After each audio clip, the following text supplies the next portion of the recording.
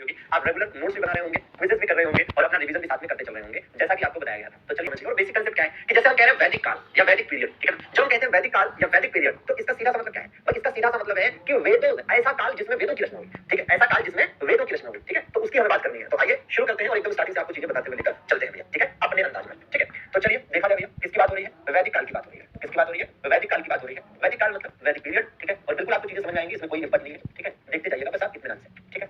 देखिए, सबसे पहली चीज कि वैदिक काल का टाइम पीरियड की अगर बात करें साथियों, तो 1500 बीसी से स्टार्ट होकर 600 बीसी तक का मामला है, ठीक है? मतलब 1500 ईसा पूर्व से लेकर 600 बीसी, 1500 ईसा पूर्व से लेकर 600 बीसी, ठीक है ना? चलिए, अच्छा भैया 1500 से 600 बीसी, ठीक, ये बहुत इंपॉर्टेंट है। बाकी आपके माइंड में जो भी डाउट्स हो, कल सैटरडे आप अपने डाउट्स भेज दीजिएगा। तो 600 बीसी साथियों इसका टाइम पीरियड है, ठीक है? और ये वेदों का काल है, ठीक है ना? वेदों का काल है, इसलिए वैदिक काल कहलाता है। क्या है साथियों? ये वेदों का काल है, इसलिए वैदिक काल कहलाता है। मतलब कह सकते हैं कि पीरियड ऑफ वेदास, ठीक है ना? पीरियड ऑफ वेदास, ठीक है? तो पीरियड ऑफ वेदास तो मतलब वेदों का काल है, ठीक है? वेदों का काल है इसलिए वैदिक काल कहलाता है। वेदों का काल है इसलिए वैदिक काल कहलाता है, ठीक है? अब बेटा यही क्वेश्चन आया है और यही आंसर हुआ है हर बार। 1500 से 600 बीसी, ठीक है? वेदों का काल है, ठीक है? या पीरियड ऑफ वेदास कह सकते हैं। और इसे साथियों आप और क्या कह सकते हैं पता है? आप इसे वैदिक सभ्यता या फिर आप इसे आर्य सभ्यता भी कह सकते हैं, ठीक है? वैदिक सभ्यता या आर्य सभ्यता भी आप इसे कह सकते हैं साथियों, ठीक है ना? क्या कह सकते हैं आप इसे? वैदिक या आर्यन, है ना? वैदिक या आर्यन सिविलाइजेशन भी आप इसे कह सकते हैं। वैदिक या आर्यन सिविलाइजेशन भी आप इसे कह सकते हैं। क्लियर बात है? हाँ जी, क्या कह सकते हैं आप इसे? वैदिक या आर्यन सिविलाइजेशन भी आप इसे कह सकते हैं, ठीक है? तो या तो वैदिक सिविलाइजेशन कहिए, आर्यन सिविलाइजेशन कहिए, ठीक है? आइए आगे देख लिया जाए। इसी प्रकार से आप देखेंगे तो इस काल के निर्माता, ठीक है? निर्माता मतलब इस काल के निर्माता कौन थे? इस काल के निर्माता अर्थात creator of this period was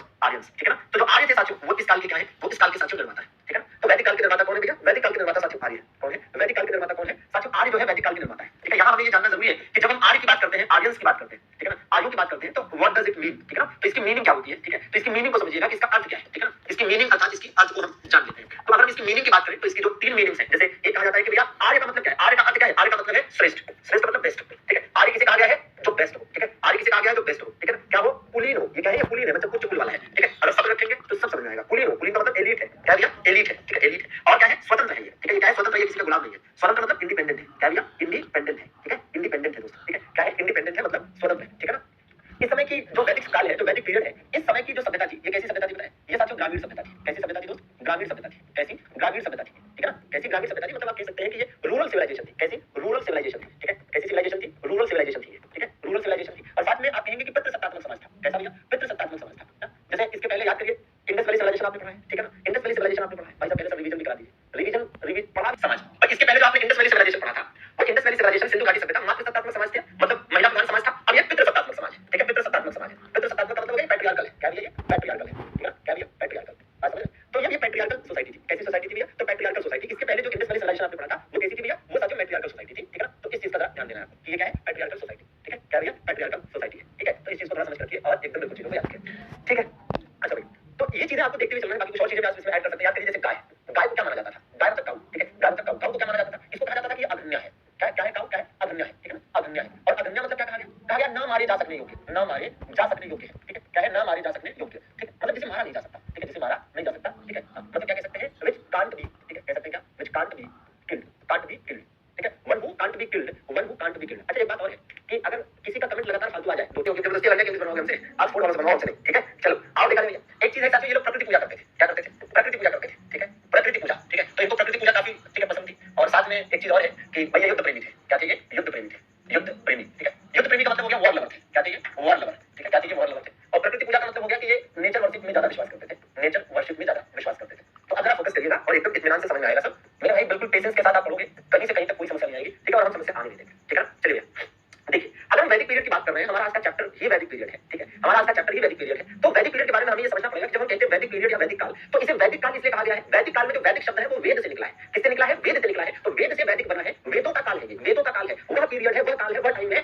जब वेदों की रचना हुई, ठीक है ना? जब वेदों की रचना हुई, तो वेदों की रचना का काल है, इसीलिए यह वैदिक काल है, ठीक है? और ये 1500 से 600 बीसी है, 1500 से 600 बीसी के टाइम पीरियड पर था। इसमें चूंकि वैदिक शब्द आ रहा है, तो इसे वैदिक सभ्यता या वैदिक सिविलाइजेशन भी कह सकते हैं। और चूंकि इस सभ्यता के निर्माता या क्रिएटर आर्य थे, इसलिए इसे आर्यन सिविलाइजेशन या आर्य सभ्यता भी कह सकते हैं। आर्य या आर्यंस की बात करें तो इसका अर्थ क्या होती है? इसकी मीनिंग क्या होती है? तो आर्य किसे कहा गया है कि आर्य वे है जो श्रेष्ठ है, बेस्ट है, कुलीन है, एलीट है, स्वतंत्र है, मतलब इंडिपेंडेंट है, ठीक है ना? हाँ, और ये ग्रामीण सभ्यता है। ये क्या है? ये ग्रामीण सभ्यता है। भाई इसके पहले जो इंडस वैली सिविलाइजेशन आपने पढ़ा वो क्या थी? वो अर्बन सिविलाइजेशन थी, मतलब नगरीय सभ्यता थी। ये क्या है भैया? ये ग्रामीण सभ्यता है, रूरल सिविलाइजेशन है, ठीक है? पितृसत्तात्मक समाज है, मतलब पुरुष प्रधान समय था ये, पुरुष प्रधान। इसके पहले इंडस वैली सिविलाइजेशन आपने पढ़ा वो मातृसत्तात्मक था, मतलब महिला प्रधान था। यहाँ पर ये युद्ध प्रेमी है, ये प्रकृति पूजा करते हैं। एक डिफरेंस आप देख लीजिए, यहीं पर मेरे दिमाग में डिफरेंस भी आ रहा है कि इसके पहले आपने अभी इंडस वैली सिविलाइजेशन पढ़कर कंप्लीट किया है, ठीक है? अभी इसके पहले आपने इंडस वैली सिविलाइजेशन सिंधु घाटी सभ्यता आपने पढ़कर कंप्लीट किया है, ठीक है ना? और अभी आप क्या पढ़ रहे हैं? अभी आप वैदिक पीरियड पढ़ रहे हैं। तो दोनों के बीच में एक डिफरेंस भी दिमाग में होना चाहिए, तो याद करना आसान हो जाएगा, ठीक है ना? और हर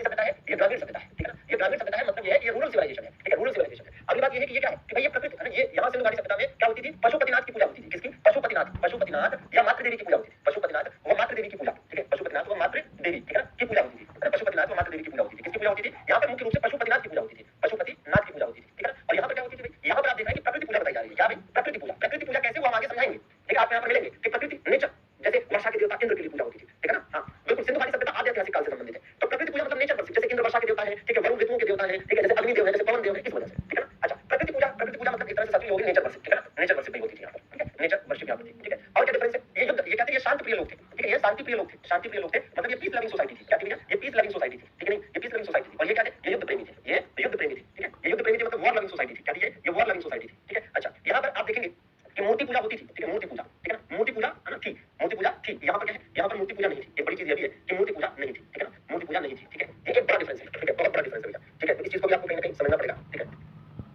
ठीक है, मूर्ति पूजा की अगर बात करते हैं तो भैया यहाँ मूर्ति पूजा मतलब आइडल वर्शिप, ठीक है, आइडल वर्शिप, ठीक है, तो यहाँ पर आइडल वर्शिप थी, यहाँ पर आइडल वर्शिप थी, यहाँ पर आइडल वर्शिप नहीं थी, यहाँ पर आइडल वर्शिप नहीं थी, ठीक बात है, आइडल वर्शिप नहीं थी, ठीक है, ये बात भी आपको समझनी है, ठीक है, तो भैया ये मूर्ति पूजा और डिफरेंसेस है, और डिफरेंस क्या है, जैसे एक डिफरेंस तो ये लोहा, ठीक है ना, ये क्या थी भाई, ये कैसी सभ्यता है, ठीक है, यहाँ पर आप देखिए कि जैसे लोहा तो ठीक है, लोहा तो नहीं, एक और चीज हाँ, पितृ सत्तात्मक और मातृ सत्तात्मक वाला बता रहे हैं कि भैया ये जो सभ्यता थी सिंधु घाटी सभ्यता, ये मातृ सत्तात्मक समाज था, कैसा था ये मातृ सत्तात्मक समाज, मातृ सत्तात्मक, ठीक है, मातृ सत्तात्मक मतलब मैट्रियार्कल सोसाइटी थी, कैसी थी, मैट्रियार्कल सोसाइटी थी, ठीक है ना, और ये क्या था भैया, ये पितृ सत्तात्मक, ठीक है, पितृ सत्तात्मक, तो पितृ सत्तात्मक मतलब भाई जाहिर सी बात है, पितृ सत्तात्मक मतलब पैट्रियार्कल सोसाइटी, क्या थी पैट्रियार्कल सोसाइटी, ठीक है, पैट्रियार्कल सोसाइटी थी, ठीक, तो डिफरेंसेस कितने कितने आपको मैंने बता दिए, ये पहला डिफरेंस हो गया कि भाई ये नगरीय सभ्यता है, नगर हुआ करते थे, ग्रामीण सभ्यता है, ठीक है ना, हाँ, इसी प्रकार से ये क्या है, ये पशुपतिनाथ मातृ देवी की पूजा होती थी, यहाँ प्रकृति पूजा होती थी, ये शांति प्रिय लोग थे, ये युद्ध प्रेमी लोग थे, ये मूर्ति पूजा यहाँ पर थी, यहाँ पर मूर्ति पूजा नहीं थी, यहाँ मातृ सत्तात्मक समाज है, यहाँ पितृ सत्तात्मक समाज है, ठीक है ना, लोग नगर और गांव में अंतर नहीं जानते, बहुत अच्छा, गांव में नहीं गए कभी, नगर में रहे हमेशा, या गांव में रहे, नगर में गए, अरे यार, नगरीय सभ्यता का मतलब क्या है, नगरीय सभ्यता का मतलब वही है कि जैसे आपने पिछले वाले सेशन में पढ़ा था कि किस प्रकार से जो सड़कें होती थी, जो रोड्स होती थी, वो एक दूसरे को राइट एंगल अर्थात समकोण पर काटती थी, कैसे ग्रिड सिस्टम पर बेस्ड था, कैसे बंद नालियों का इस्तेमाल होता था, ठीक है, अब आप शहरी क्षेत्र में जाएंगे तो सारी व्यवस्था होती है ना कि बढ़िया बिल्डिंग बनी होती है, बढ़िया नालियां बनी होती है, बढ़िया सड़कें बनी होती है, बढ़िया व्यवस्था होती है, गांव में ये सब कहाँ होता है, ठीक है ना, हाँ,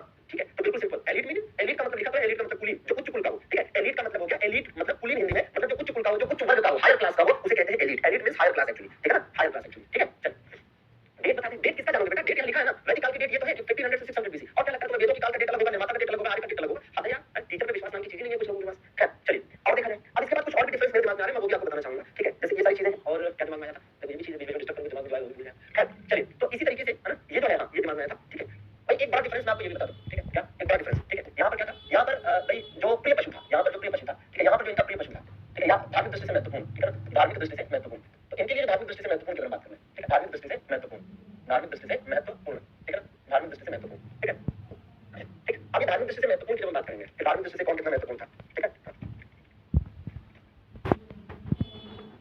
ठीक है, रिलीजियसली कह सकते हैं, क्या भैया कह सकते हैं कि रिलीजियसली इंपॉर्टेंट, ठीक है, रिलीजियसली इंपॉर्टेंट, ठीक है, तो जब हम रिलीजियसली इंपॉर्टेंट की बात करेंगे, ठीक है, कि धार्मिक दृष्टि से महत्वपूर्ण, ठीक है ना, धार्मिक दृष्टि से महत्वपूर्ण, ठीक है, अब ये जो धार्मिक दृष्टि से महत्वपूर्ण वाली बात है, तो इसमें जब हम इंडस वैली सिविलाइजेशन की सिंधु घाटी सभ्यता की बात करेंगे, ठीक है, तो सिंधु घाटी सभ्यता में क्या महत्वपूर्ण था, ठीक है, और भाई वैदिक काल में क्या महत्वपूर्ण था, ठीक है, वैदिक काल में क्या महत्वपूर्ण था, तो ये एक डिफरेंस देखिएगा, तो यहाँ पर और यहाँ पर जो डिफरेंस आएगा, ठीक है, ये बात हो यहाँ किसकी, यहाँ बात हो रही है इंडस वैली की, किसकी भैया, इंडस वैली की बात हो रही है, और ये बात हो रही है किसकी, ये बात हो रही है वैदिक पीरियड की, ठीक है, वैदिक पीरियड की बात हो रही है, ठीक है, तो महत्वपूर्ण क्या था यहाँ, यहाँ महत्वपूर्ण था कुबड़ वाला सांड, क्या महत्वपूर्ण था, कुबड़ वाला सांड, ठीक है ना, कुबड़ वाला सांड महत्वपूर्ण था, और यहाँ पर क्या महत्वपूर्ण था, ठीक है, ये भी समझने की जरूरत है, ठीक है,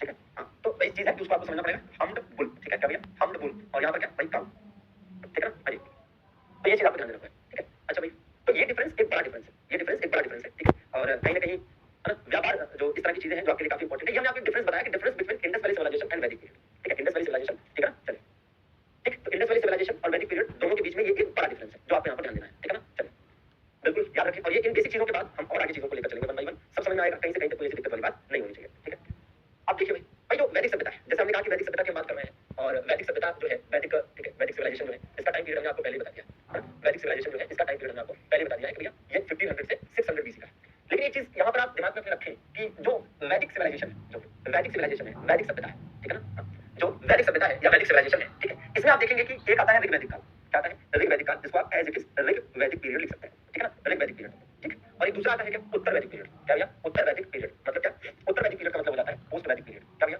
पोस्ट वैदिक पीरियड, ठीक है, पोस्ट वैदिक पीरियड, ठीक है, पोस्ट वैदिक पीरियड, ठीक, मतलब ये है कि जो वैदिक पीरियड है इसको भी दो पार्ट में डिवाइड करके, ठीक है ना, ठीक है, इसको भी दो पार्ट में डिवाइड करके, ठीक है, लिखा गया है, मतलब पढ़ा जाता है, एक ऋग वैदिक पीरियड मतलब शुरुआत का जो वैदिक काल है, स्टार्टिंग का जो वैदिक पीरियड है, और दूसरा उत्तर वैदिक काल मतलब जो पोस्ट वैदिक पीरियड मतलब जो बाद का वैदिक पीरियड है, ठीक है ना, अच्छा, तो ये चीज है, इसी में एक चीज का ध्यान देना है, लोहे की खोज, लोहे की खोज मतलब डिस्कवरी ऑफ आयरन, ठीक है ना, डिस्कवरी ऑफ आयरन, तो डिस्कवरी ऑफ आयरन के अगर हम बात करें कि लोहे की खोज कहां से और कब हुई, तो 1000 बीसी, ठीक है, 1000 बीसी। आपको बताया था कि ईसा मसीह के जन्म के पहले वाला सब वर्ष जो है, ईयर जो है वो उल्टा चलता है। जो पहली क्लास में थे उन्हें कोई दिक्कत नहीं है, ठीक है ना? हाँ, उन्हें कोई दिक्कत नहीं है। जिन्होंने स्टार्टिंग से पढ़ा है पहली क्लास से पहले मिनट से, उन्हें कोई डाउट नहीं है, बाकी लोगों को डाउट रहेगा, ठीक है, और उसमें हम कुछ कर भी नहीं सकते, ठीक है। एटा, ठीक है, एटा साथियों कहां पर स्थित है? अतरंजी खेड़ा, ठीक है। अतरंजी खेड़ा नाम की एक जगह है उत्तर प्रदेश में, यहीं से, ठीक है, साक्ष्य मिला है। मतलब ये होगा कि आपको यह समझना है कि भाई जो वैदिक पीरियड है उसमें एक स्टार्टिंग का वैदिक पीरियड है, ठीक है ना, वो आपका ऋग्वैदिक काल कहलाता है 1500 से 1000, और बाद वाला जो है वो उत्तर वैदिक काल कहलाता है पोस्ट वैदिक पीरियड 1000 से 600, ठीक है ना। चलिए, अच्छा, तो ये लोहे की खोज, डिस्कवरी ऑफ आयरन भी आपको दिमाग में रखना है। अब इसके बाद आपके पास जो पढ़ने के लिए है वो ध्यान दीजिए, मैं क्या बताने जा रहा हूं। मैं आपको बताने जा रहा हूं कि आर्य भारत के नहीं थे। आर्य जो है साथियों, ये भारत के नहीं थे, ये कहीं बाहर से आए, ठीक है ना। हाँ, आर्य जो है भारत के नहीं थे, ये कहीं बाहर से आए, ठीक है। अब कहां से आए इस बारे में अलग अलग हिस्टोरियंस के, अलग अलग इतिहासकारों के अपने अलग अलग मत है, ठीक है ना। चलिए तो देख लिया जाए। अब इसमें है क्या, ठीक है, जैसे इसमें हम देखेंगे मूल निवास स्थान, ठीक है, मूल निवास, ठीक है, मतलब यह है कि अलग अलग इतिहासकारों ने अलग अलग मूल निवास स्थान बताए, ठीक है ना। चलिए, इसी प्रकार से एक होता है क्या, इसी प्रकार से हम देखेंगे कि कौन से विद्वान ने क्या बताया, ठीक है ना, भाई विद्वान, ठीक है। तो जैसे मूल निवास मतलब कहीं ना कहीं ओरिजिनल हैबिटेट, ठीक है, मतलब जो ओरिजिनल हैबिटेट है इसका, आर्यों का जो ओरिजिनल हैबिटेट है वो क्या था, ठीक है, आर्यों का ओरिजिनल हैबिटेट। और विद्वान की अगर बात करें तो मतलब स्कॉलर्स की बात हो रही है, स्कॉलर, ठीक है, मतलब अलग अलग स्कॉलर्स ने अपनी अलग अलग, ठीक है, राय दी है, अपनी अलग अलग जो है, ठीक है, बातें बताई। जैसे इसमें सबसे फेमस है कि मध्य एशिया। किसका कहना था कि आर्यों का मूल निवास स्थान मध्य एशिया? किसने बताया कि आर्यों का मूल निवास स्थान मध्य एशिया है, ठीक है ना। तो ये देखिए, मध्य एशिया मतलब कह सकते हैं सेंट्रल एशिया, ठीक है। तो सेंट्रल एशिया किसने बताया? ये बताया साथियों मैक्स मूलर ने। किसने भैया? मैक्स मूलर, ठीक है। मैक्स मूलर का कहना था कि आर्यों का जो मूल निवास स्थान है वो क्या है, ये भैया, है ना, इनका कहना था मैक्स मूलर का कि भैया आर्यों का मूल निवास स्थान मध्य एशिया है। किसका? मैक्स मूलर का, ठीक है। इसी प्रकार से आप देखेंगे कि उत्तरी ध्रुव का मतलब, उत्तरी ध्रुव किसने बताया? उत्तरी ध्रुव मतलब नॉर्थ पोल, ठीक है। तो किसने कहा कि इनका मूल निवास स्थान नॉर्थ पोल है? तो ये साथियों बताया बाल गंगाधर तिलक ने। किसने भैया? बाल गंगाधर तिलक का कहना था कि मूल निवास स्थान नॉर्थ पोल है, ठीक है। और किसने कहा कि तिब्बत है? तिब्बत किसने कहा? ठीक है, जो पूछे जाते हैं वो बता रहे, बाकी है तो बहुत सारे। तिब्बत किसने बताया? तिब्बत साथियों बताया दयानंद सरस्वती ने। किसने? दयानंद सरस्वती ने बताया। किसने भैया? दयानंद सरस्वती, ठीक है, दयानंद सरस्वती। इसी प्रकार से आप देखेंगे कि जर्मनी किसने बताया? जर्मनी, ठीक है। तो जर्मनी किसने कहा कि जर्मनी, जर्मनी बताने वाले थे प्रोफेसर पेंका। कौन ये? प्रोफेसर पेंका, प्रोफेसर पेंका, ठीक है भैया, प्रोफेसर पेंका ने कहा जर्मनी, ठीक है भैया। और ऐसे ही एक है जिन्होंने हंगरी बताया, ठीक है, हंगरी। तो हंगरी किसने कहा? हंगरी बताने वाले कौन थे? गाइस थे। कौन थे भैया? गाइस नाम था इनका, ठीक है, गाइस, ठीक है, ठीक है। देखिए अब इसमें है क्या, ठीक है, इसमें है क्या कि जैसे आपको ये बात समझनी पड़ेगी, ठीक है। मैं आपको एक मैप के माध्यम से समझाना चाहूंगा कि जैसे यहाँ पर मान लीजिए कि हमने एक हल्का सा ऐसे मैप बनाने का प्रयास किया, देखते हैं जैसा भी बने, ठीक है, ठीक है, लगभग ठीक ही बना, ठीक है। तो भैया ये हो गया भारत का, ठीक है। अब यहाँ ध्यान दीजिए कि ये वाला जो रीजन है, ये वाला, ठीक है, ये वाला जो रीजन है, ये वाला, ठीक है, ये वाला जो रीजन है, ठीक है, इसे क्या कहा जाता था उस समय? इसे साथियों उस समय क्या कहा जाता था? अगर हम इसकी बात करें कि उसे उस समय क्या कहा जाता था, ठीक है। तो इसे भैया कहा जाता था सप्त सैंधव प्रदेश।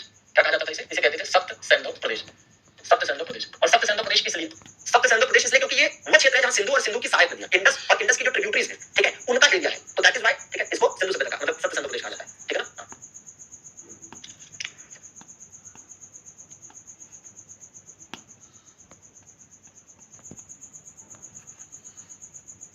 चलिए जरा ध्यान दीजिए कि भाई सप्त सैंधव प्रदेश की अगर हम बात करें, इसकी बात करें, सप्त सैंधव प्रदेश की बात करें, तो हम क्या कह रहे हैं? हम ये कह रहे हैं भाई सप्त सैंधव प्रदेश मतलब हो गया, ठीक है, आप इसको आप ऐसे ही लिखेंगे सप्त, सप्त सैंधव, ठीक है, सप्त सैंधव रीजन, ठीक है, सप्त सैंधव रीजन। अब ये जो सप्त सैंधव रीजन है इसको समझना है, ठीक है ना।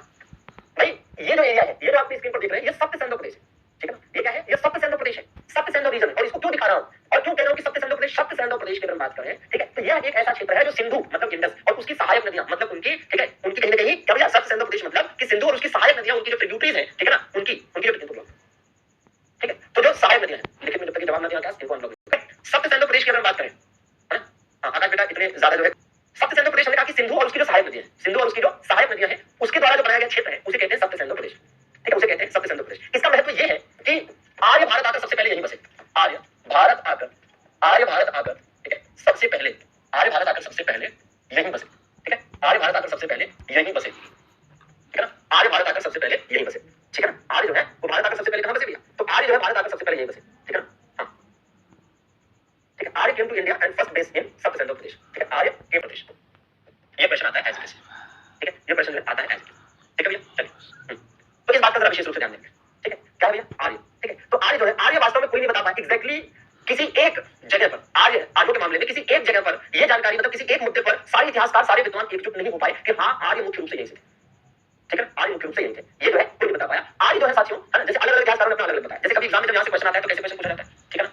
इसमें ये क्वेश्चन पूछा जाता है कि आर्य मूलतः कहाँ के निवासी थे। अगर आपसे कह रहा है आर्य मूलतः कहाँ के निवासी थे, ठीक है, आर्य जो है ओरिजिनली कहाँ के रहने वाले थे, तो अगर बिना किसी कंडीशन के पूछ रहा है तो आप मध्य एशिया बताएंगे, ठीक है ना, क्या बताएंगे? मध्य एशिया बताएंगे। लेकिन ध्यान रहे कि अगर कंडीशन लगाकर पूछा है कि मैक्स मूलर के अकॉर्डिंग कहाँ के थे, बाल गंगाधर तिलक के अकॉर्डिंग कहाँ के थे, या दयानंद सरस्वती ने निवास स्थान कहाँ बताया है, या प्रोफेसर पिंका ने कहाँ बताया है, या गाइस ने कहाँ बताया है, ठीक है ना। हाँ, तो ये विशेष रूप से ठीक है आपको ध्यान देना है। अच्छा भैया अब इसमें एक दो बातें मैं एडिशनल भी ऐड करना चाहूंगा, जैसे बाल गंगाधर तिलक के बारे में स्पेशली, ठीक है। एक्चुअली में बाल गंगाधर तिलक ने इसके ऊपर एक किताब लिखी है, पता है, बाल गंगाधर तिलक ने एक किताब लिखी है और इस किताब का नाम क्या है, इस किताब का नाम है द आर्यंस, है ना, the Arctic, the Arctic home of the Aryans, ठीक है ना, the Arctic home of the Aryans, ठीक है ना, the Arctic home of the Aryans, ठीक है, the Arctic home of the Aryans, the Arctic, ठीक है, होम ऑफ द आर्यंस, ठीक है, होम ऑफ द आर्यंस, ठीक है। तो इस चीज का ध्यान देना है कि दरअसल में आर्यों ने सॉरी आर्यों के निवास स्थान के ऊपर बाल गंगाधर तिलक ने एक प्रॉपर किताब, बाल गंगाधर तिलक को जब 6 महीने की सजा हुई थी, ठीक है ना, ठीक, तो क्या हुआ कि बाल गंगाधर तिलक को 1908 की बात है, 1908 की बात है, तो बाल गंगाधर तिलक को 6 साल की सजा हुई और इन्हें मांडले जेल भेजा गया। बाल गंगाधर तिलक को 6 साल की सजा हुई और इन्हें मांडले जेल भेजा गया। मांडले जेल उस समय में हुआ करती थी म्यांमार में, जहां आज मतलब जहां म्यांमार है वहां उस समय बर्मा हुआ करता था, ठीक है ना। तो आप देखेंगे म्यांमार अर्थात बर्मा, तो मांडले जेल साथ वहीं पर। तो मांडले जेल की अगर बात करें, ये भाई साहब सबसे परेशान है एनसीईआरटी में क्या बताया गया, एनसीईआरटी बना रहा हूं क्या बना रहा हूं, ये एनसीईआरटी में ही बताया गया, एनसीईआरटी में ही लिखा है कि बाल गंगाधर तिलक ने क्या बताया, दयानंद सरस्वती ने क्या बताया, प्रोफेसर पिंका ने क्या बताया, मुझे परेशान हूं, ठीक है। तो भैया बाल गंगाधर तिलक को जब मांडले जेल में रखा गया था तो उसी दौरान इन्होंने क्या किया भाई, इन वेदों का पुराणों का अध्ययन किया और उस पर उन्होंने एक किताब लिखी जिसमें उन्होंने ये बात बताई, ठीक है ना। हाँ जी। अच्छा फिलहाल एकदम बिल्कुल याद करना है। अब दिमाग में ये ध्यान रखिएगा कि जैसे देखिए मां से मध्य एशिया, ठीक है भाई, सिंपल है कि मां से मध्य एशिया, मां से मैक्स मूलर, ये तो ऐसे याद हो जाएगा, मां से मध्य एशिया, मां से मैक्स मूलर। और बाल गंगाधर तिलक ने जब वेदों को पढ़ा, ठीक है ना, बाल गंगाधर तिलक ने, ठीक है, जब वेदों को पढ़ा तो उन्होंने पाया कि वेद में लिखा है कि 6 महीने के दिन और 6 महीने की रात, 6 महीने के दिन और 6 महीने की रात के बारे में जब बाल गंगाधर तिलक ने वेदों में पढ़ा तो उनको लगा कि भाई इसका मतलब आर्यों को 6 महीने के दिन और 6 महीने की रात के बारे में जानकारी थी, इसका मतलब आर्य कहीं ना कहीं नॉर्थ पोल से आए होंगे। और नॉर्थ पोल को हम और क्या कह सकते हैं, नॉर्थ पोल को हम कह सकते हैं कि इसका मतलब आर्कटिक रीजन, कौन सा रीजन, आर्कटिक रीजन, ठीक है ना, हम इसे आर्कटिक रीजन भी कह सकते हैं। आर्कटिक रीजन मतलब आर्कटिक प्रदेश, क्या कह सकते हैं, आर्कटिक प्रदेश कह सकते हैं, ठीक बात है, आर्कटिक प्रदेश कह सकते हैं, ठीक है, इस चीज का ध्यान दीजिएगा। तो नॉर्थ पोल आर्कटिक रीजन, ठीक है। दयानंद सरस्वती जी ज्यादा टेंशन नहीं उठाए, पेपर बता दिया, ठीक है। प्रोफेसर पिंका का जन्म होगा इसका अंग्रेज, इसमें आपको कम से कम जो याद करना है उस पर मैं स्टार लगा दूं, मध्य एशिया, उत्तरी ध्रुव और तिब्बत, कम से कम ये 3 पॉइंट तो याद करने हैं, ठीक है ना। चलिए ठीक है भाई, तो अब इस चीज को और आगे बढ़ाते हैं।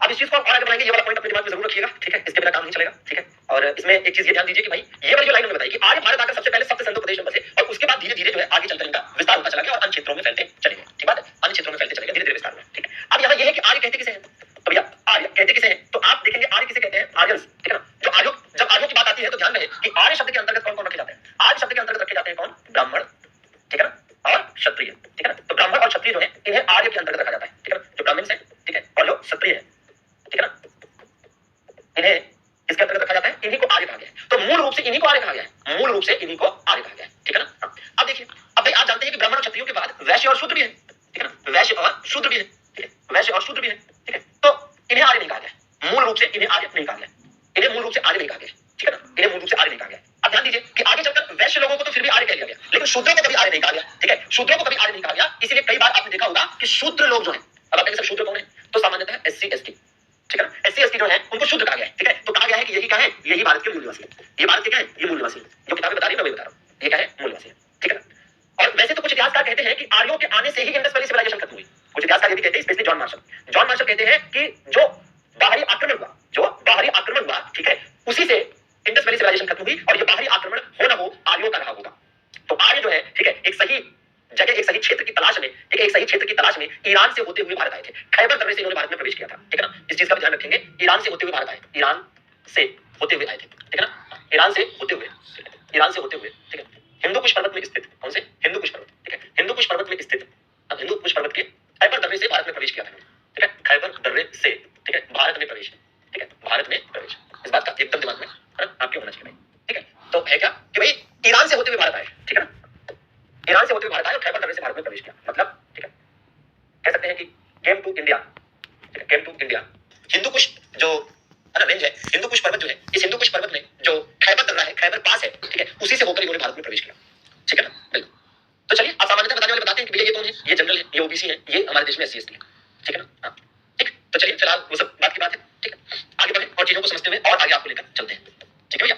आई होप कि आप नोट कर रहे हैं और अपने काम की चीज पर रहिए, इधर उधर की बातों से कोई खास मतलब नहीं, ठीक है। अच्छा जी, अब इन सब के बाद आपको ये बताना है, ये दिखाना है, ये क्या है, ये आप स्क्रीन पर देख सकते हैं, इसको मैं लिखकर भी समझाता हूँ। ये है वैदिक लिटरेचर, ये है वैदिक लिटरेचर मतलब वैदिक साहित्य, ठीक है। हाँ हाँ बिल्कुल बिल्कुल, हाँ यहाँ पर मैं एक करेक्शन करूंगा कि जैसे अभी हमने थोड़ी देर पहले आपको बताया कि बाहरी आक्रमण, सिंधु सभ्यता के पतन का कारण जो बाहरी आक्रमण था वो मॉर्टिमर व्हीलर ने बताया था, ना कि जॉन मार्शल ने, ठीक है ना। तो वो दिमाग में स्किप हुआ, उसको करेक्शन करिएगा कि जॉन मार्शल ने तो अर्थक्वेक मतलब भूकंप कारण बताया था इंडस वैली सिविलाइजेशन के खत्म होने का, ठीक है। लेकिन जो मॉर्टिमर व्हीलर थे, कैसे याद करेंगे, मॉर्टिमर व्हीलर देखिए याद ऐसे कर लीजिएगा, अब दिमाग में आया है तो उसको क्लियर कर देते हैं। मॉर्टिमर, मोर्टार आप जानते हैं, मोर्टार आपने कई बार सुना होगा न्यूज़ वगैरह में कि मोर्टार दागे गए, मोर्टार विस्फोटक होता है, ठीक है, और बम की तरह इस्तेमाल होता है, ठीक है, विस्फोटक होता है, आक्रमण के लिए इस्तेमाल होता है, ठीक है, आक्रमण। तो क्या मोर्टार, और मोर्टार से क्या बना है, मॉर्टिमर व्हीलर। तो मॉर्टिमर व्हीलर ने क्या बताया कि बाहरी आक्रमण की वजह से इंडस्ट्रियलाइजेशन खत्म। ठीक है, समझ गए बात को? चलिए, ऐसे लंबे समय तक आपको याद रहेगा। अब ये जो आप अपनी स्क्रीन पर देख रहे हैं, ये आपको याद करना है। ठीक है, कि ऋग्वेद, यजुर्वेद, सामवेद, अथर्ववेद, ये 4 वेद हैं, और इन वेदों के आधार पर लिखे गए ये ब्राह्मण ग्रंथ। जैसे ऋग्वेद के आधार पर, ठीक है, जैसे कि ऋग्वेद के आधार पर जो ब्राह्मण ग्रंथ लिखे गए वो है कौशिकी और ऐतरेय।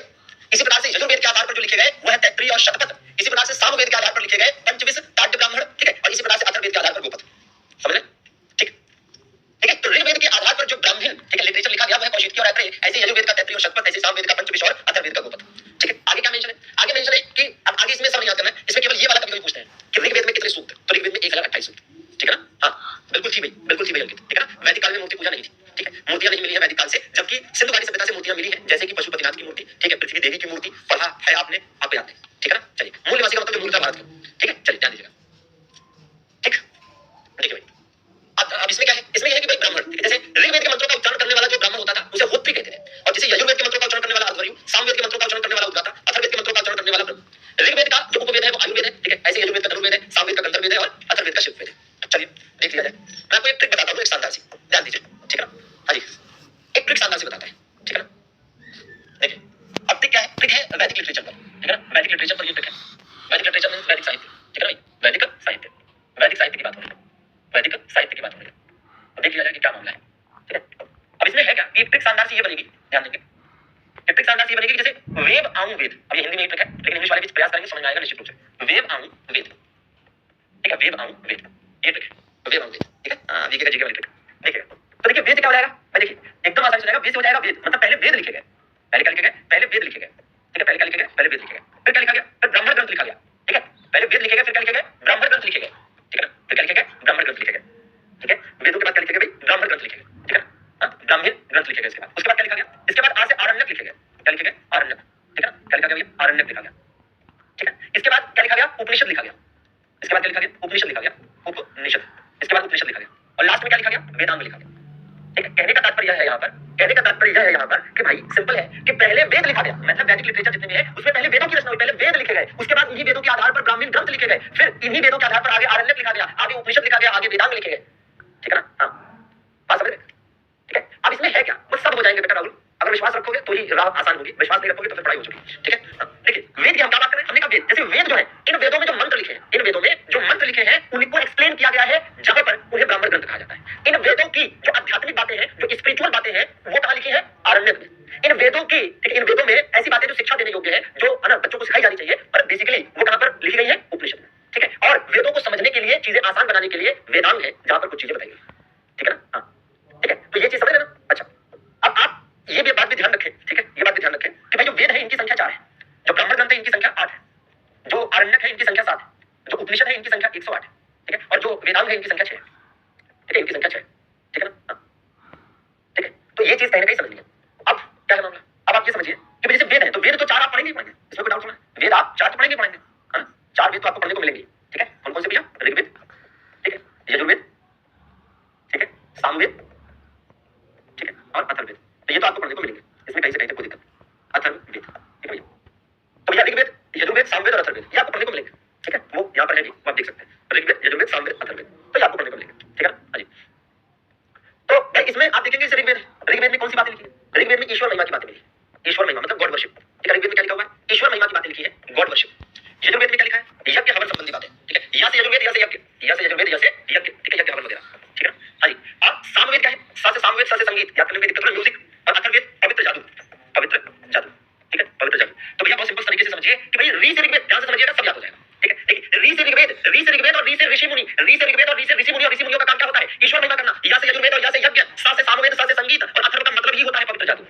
इसके बारे में आगे हालांकि डिटेल पढ़ेंगे, लेकिन ध्यान दीजिए कि री से ऋग्वेद, री से ऋषि मुनि, ऋषि मुनियों का काम ईश्वर महिमा है, या से यजुर्वेद, या से यज्ञ, और सा से सामवेद, सा से संगीत, अथर्व का मतलब पवित्र जादू। क्लियर है ना?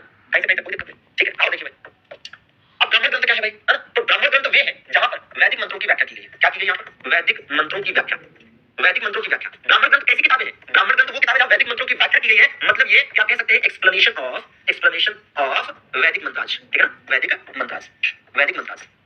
तो वैदिक मंत्रों की व्याख्या जहां की गई है वो क्या है, वही साथियों ब्राह्मण ग्रंथ। आरण्य क्या है, वेदों के अध्यात्म पक्ष का उल्लेख है, वेदों के अध्यात्म पक्ष का उल्लेख, मतलब वेदों में जो आध्यात्मिक बातें हैं उसका उल्लेख यहाँ पर मिलता है, वेदों के अध्यात्म पक्ष का उल्लेख। ठीक है, मतलब कह सकते हैं कि स्पिरिचुअल, स्पिरिचुअल, है ना, स्पिरिचुअल साइड ऑफ वेदास, ठीक है। तो स्पिरिचुअल साइड ऑफ वेदास कहां पर मिल जाएंगे आपको, ठीक है। तो कह सकते हैं explanation of spiritual side of Vedas, ठीक है, स्पिरिचुअल साइड ऑफ वेदास, ठीक है ना, बिल्कुल मिल जाएगा, ठीक है। तो जो वेदों का स्पिरिचुअल साइड है, आध्यात्मिक पक्ष है, ठीक है ना, हाँ, वो साचो आरण्यक में लिखा मिलता है, ठीक है, वो आरण्यक में लिखा मिलता है। उपनिषद क्या है, उपनिषद जो है ये हिंदू दर्शन पर आधारित किताब है। ये क्या है, ये हिंदू दर्शन पर आधारित, हिंदू दर्शन पर आधारित किताब है, ठीक है, हिंदू दर्शन पर आधारित, मतलब कह सकते हैं कि based on Hindu philosophy, based on Hindu, ठीक है, based on Hindu philosophy, based on Hindu philosophy, based on Hindu philosophy, ठीक है, ये चीज ध्यान देनी है, बेस्ड ऑन हिंदू फिलोसफी, ठीक है। चलिए, अच्छा भाई ये क्या है, इसमें वेदों की व्याख्या की गई है, इसमें क्या की गई है, वेदों की व्याख्या, वेदों की व्याख्या, ठीक है, मतलब कह सकते हैं कि एक्सप्लेनेशन ऑफ वेदास, ठीक है, एक्सप्लेनेशन ऑफ वेदास, ठीक है। और ये जो है ना, ये आपका जो वेदांत है, इनको आप समझने के लिए ये भी ध्यान दीजिए, ऐसे याद कर सकते हैं, शिक्षा वाणिज्यिक, ये ट्रिक याद कर सकते हैं, शिक्षा वाणिज्यिक, ठीक है। इससे क्या होगा, इसी होगा कि सी से क्या हो जाएगा, शिक्षा, छ से क्या हो जाएगा, छंद, ठीक है, वा से क्या हो जाएगा, व्याकरण, ठीक है, और नी से क्या हो जाएगा, निरुक्त, क्या हो जाएगा, निरुक्त हो जाएगा, जा से क्या हो जाएगा, ज्योतिष, और क से क्या हो जाएगा, कल्प, ठीक है ना। और इसको इंग्लिश में भी ये कहेंगे, ऐसा कुछ अलग नहीं होता है, ठीक है। शिक्षा मतलब वही एजुकेशन, ठीक है, एजुकेशन, छंद तो भाई इंग्लिश में छंद ही रहेगा, व्याकरण मतलब ग्रामर हो गया, ठीक है, ग्रामर हो गया, ठीक है, निरुक्त भाई निरुक्त ही रहेगा, ठीक है, निरुक्त जो है वो निरुक्त ही रहेगा, ठीक है, ठीक है। बाकी ज्योतिष तो आप जानते हैं, एस्ट्रोलॉजी, ठीक है, तो इसको लिख लीजिएगा, जगह नहीं है। ज्योतिष की इंग्लिश क्या होती है, एस्ट्रोलॉजी, ज्योतिष की एस्ट्रोलॉजी होती है, कल्प को कल्पी कहेंगे, ठीक है ना, ज्योतिष को इंग्लिश में एस्ट्रोलॉजी और कल्प को कल्पी कहेंगे। तो अब भैया यहाँ पर सेशन को करूंगा समाप्त, और आशा करता हूँ कि आपको जबरदस्त शानदार तरीके से चीजें समझ में आई होंगी, ठीक है ना, पक्का। तो आप इसको बढ़िया तरीके से नोट कर लेंगे, ठीक है, यहाँ तक की चीजों को, और इसके आगे की जो भी बातें हैं वो मैं आगे बताऊंगा, और एकदम धूमधाम से समझ में आएगा, कहीं से कहीं तक कोई दिक्कत नहीं। और फिर कहूंगा डाउट्स आप कैसे पूछ सकते हैं वो